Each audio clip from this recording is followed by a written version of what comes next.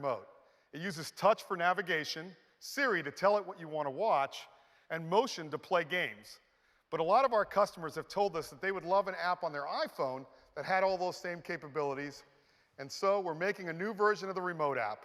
This is what it looks like. It's got a beautiful now playing screen with playback controls, but most importantly, all the features of the Siri remote. You have touch for navigation, Siri to give it commands, and it uses the accelerometer and gyroscope to play games.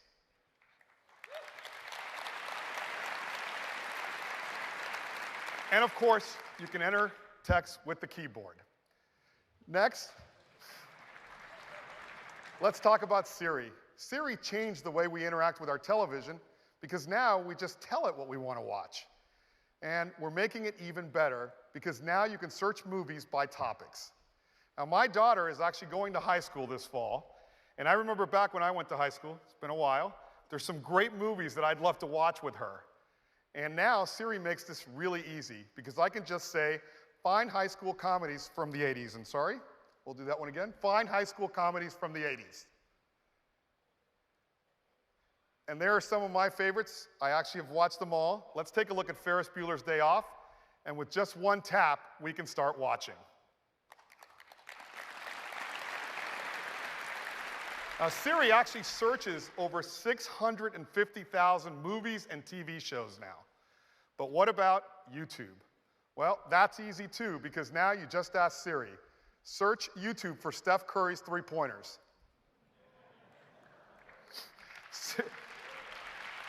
Siri launches YouTube and shows you the results. But a big part of your TV experience is live channels. And we've got some great channels on Apple TV like ABC, CBS, FX, and a lot more that give you live channels. But to start watching, you got to find the app, you got to launch it, and then you got to find the channel. Well, we've got a great new feature called Live Tune-In. And all you have to do, watch ESPN2. Taken straight to the action. Go!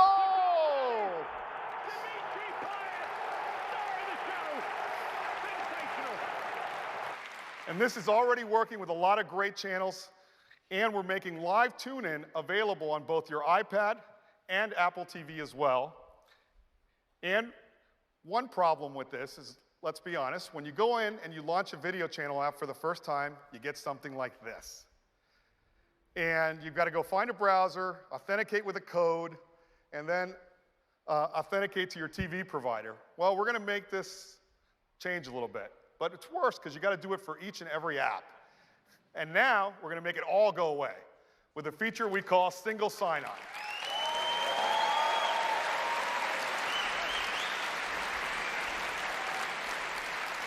You sign in once on your Apple TV and you get access to all of your network apps. And we make it even better. A page on the App Store will show you all of the apps that you now have access to. And of course, we're bringing this to iOS as well. Now, in addition to single sign-on, we've got some other great updates. Now, Apple TV looks beautiful, but there are times where you wish it was darker because you're in a home theater or a dark room.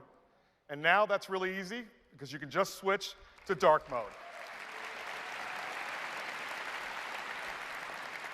Now, we want to make it even easier for customers to get your apps. And so just like when you download an app on your iPhone, it automatically downloads to your Apple TV, it now automatically downloads to your Apple TV. And this is really great, and I'm going to show you. So I get the Major League Baseball app on my iPhone, you do nothing, and there it is right on your Apple TV.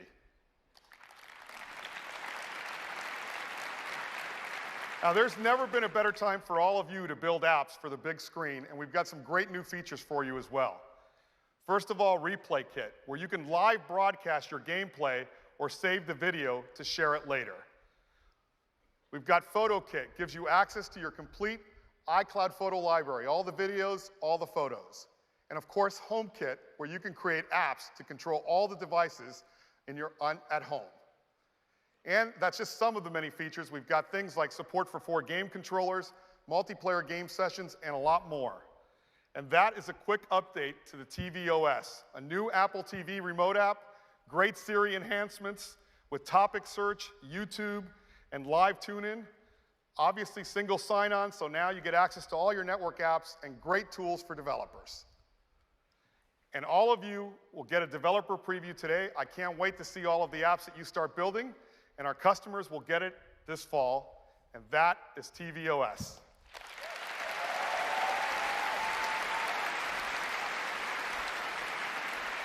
Now, to talk to you about OS 10, here is Craig Federighi. Good morning. Hey, good morning. It's great to be back at WWDC to talk to you about OS 10. And of course, no presentation at WWDC about OS 10 would be complete without some kind of naming controversy. Now, I'm not talking about some allegedly baked members of our marketing team going on some kind of vision quest around California looking for a special name. I'm actually talking about the name OS 10 itself. You know, OS 10 has been with us as a name for over 15 years, and it served us so well. But as we look at it alongside its younger brethren, something sticks out. We realize that there's a name that would be so much clearer and so much more elegant. And so, we're making it so. The name of the world's most advanced desktop operating system is now macOS.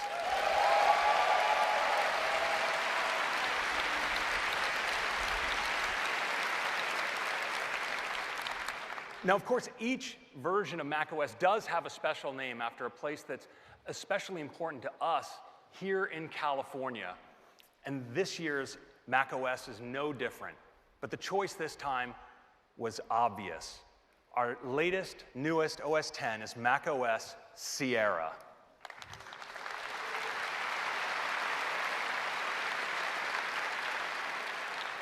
Now, Sierra is a fantastic new release with a big focus on continuity, the iCloud, and the fundamentals of the Mac experience. I want to start with continuity, because continuity is like magic. Your devices are able to sense themselves around you and use secure peer-to-peer wireless protocols to enable you to move from one task to another across your devices just seamlessly. Well, we wanted to take on this year one task that we all do many times a day, every time we start using our Macs. And that feature is called Auto Unlock. So, today, when you first approach your Mac to use it, the experience is something like this. You open it up, and you're confronted with a password field, and then you type, and then maybe mistype, and then retype your password, and then you're in and using your Mac. But you know, for many of us, we already have a device securely authenticated to our wrists that already knows who we are and could tell our Mac. And so then, when we opened our Mac, it could be a little bit more like this. And we're in. It's that simple.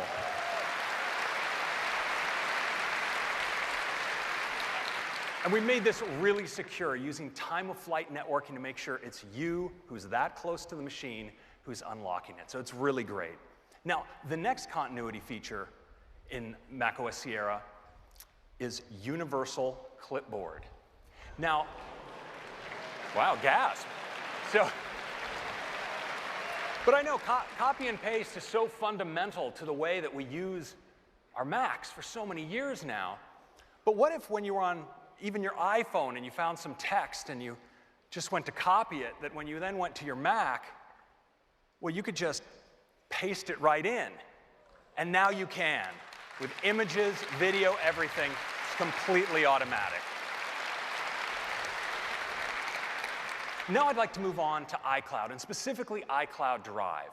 Now today with iCloud Drive, you can put documents into your iCloud Drive that you explicitly want to make available to you across your other systems, as well as your iOS devices.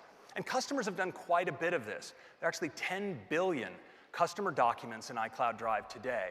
But we want to take this a step further.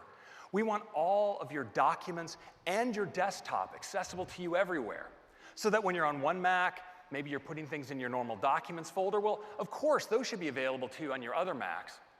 But you know, for 30 years now, we've all learned to do the work, the things that we're working on right now. Well, where do we put those? So often it's on our desktop. So let's make our desktop available on our other Macs as well, and have those files be available to us on the go on our iPhones. Now you can.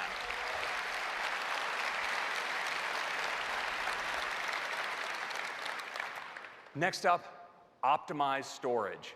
You know, we love using our Macs, and we fill them with so much stuff, but you can end up with a situation like this. And, you know, what do you do about it? Well, it turns out we're going to give you a solution, and it works in 2 ways. First, it helps you make room for the files, your new files, by keeping your older ones up in the cloud. So whether it's your full resolution photos when your others are in iCloud Drive, or movies that you've already watched in iTunes, or even those old mail attachments, we can clear off that space locally and make those things available to you on demand.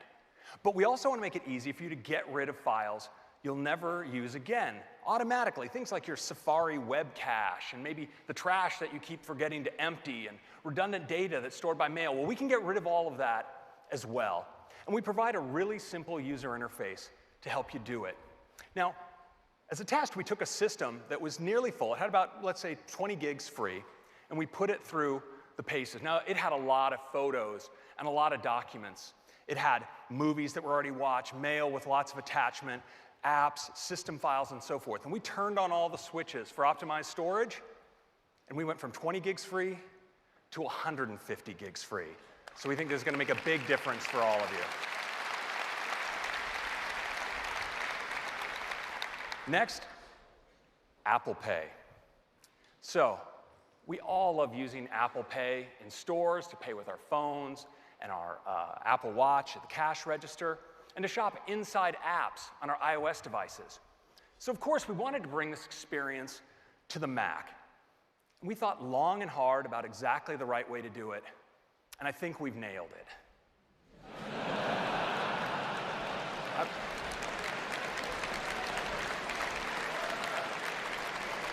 I think we might have an accessory business with some carrying straps. It could be very helpful. No, this is not how people are going to shop on their Macs, right? We shop online, on the web, in Safari. And so what are we doing? We're bringing Apple Pay to the web.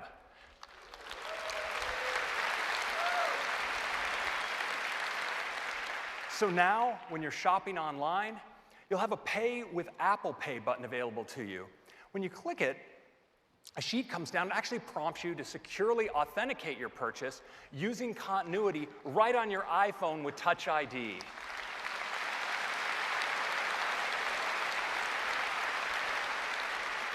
And of course, this works with your Apple Watch as well, so you can authenticate with just a tap on your wrist. And already, many, many merchants are signed up to bring their web storefronts to support Apple Pay on the web.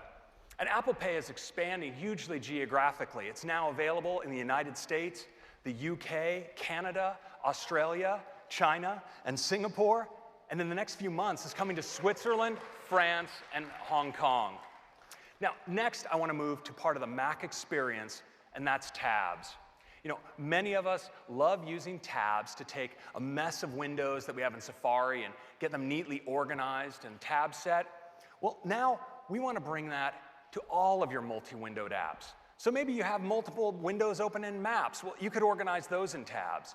But because it's built into the system, you could do that for third-party apps as well. In fact, we've implemented it in a way that the apps you already have installed can support this out of the box without any modification. So tabs everywhere.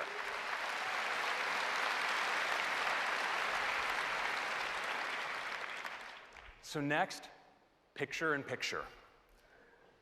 We love watching video on the web, but sometimes we like to keep track of a video while we're doing other work. Well, now you can. You can push the picture-in-picture button. Your video goes into a nice little pip. You can move it around the screen, and it works great in full screen as well.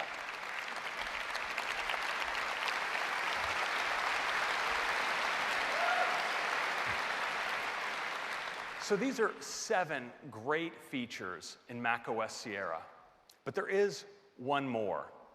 And this year, I'd like to take the unusual step of letting this feature introduce itself. Hi, it's me. It sure is great to be on the Mac. How about a demo? That's right. Siri is coming to the Mac. And it looks like Siri would like to give a demo, so let's get to it. So we have macOS Sierra right here. And the first thing you'll notice is right here on the dock,